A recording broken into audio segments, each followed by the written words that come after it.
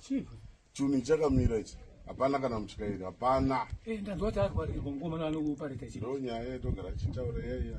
kuita driver 1 pakambani ka basa rinofa unozwa supervisor nyaya kuti that's a big problem but iyi nyaya yake pane mukomana anonzi mbudzi yadhura panomuziya akapinda basa marimuzuru aripi hanzi akanova combine harvest hanzi aitombodriva kandege kaiteke kuairport mugoma izvi angatitatisa izvi inopareta mudane kuti varungu izvezvi akatondigara zingaiti amene zvari kutoita patipapo mbudzi yadhura aiwa akatotaura achindiudza achiti a lot of equipment nemishina raanopareta mbudzi yadhura mhanya rudiwa rasupervise togona kutoita assistant ndewedere ndewedu kusi yakapfeka so uniform takamupa ko uniform iri kupinda imbudzi yedu matiti uniform iriko kupfeka kachiko chaiti ndaichingoti pandotanga basa ndopandapfeka aiwa makadi alright andosimba aiwa anyway izvozvo hazvina basa tanzwa kuti kwa unokwanisa kutyaira chinhu ichichi ndo hazvese ndinodrive ndaimboshanda kusouth zvisene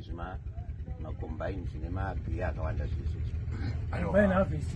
saka tapinda aiwa zvo zvedu zvatirerekera tine basa rimwe ratoda kuitirwa iko zvino varungu vasati vasvika hazvina kumira mushe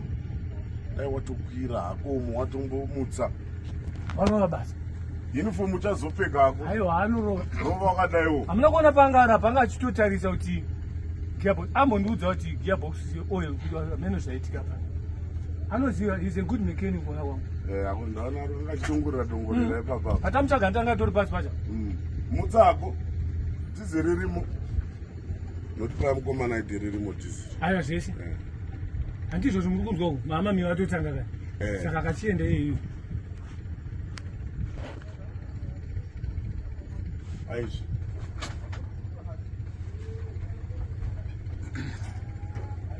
ozvadi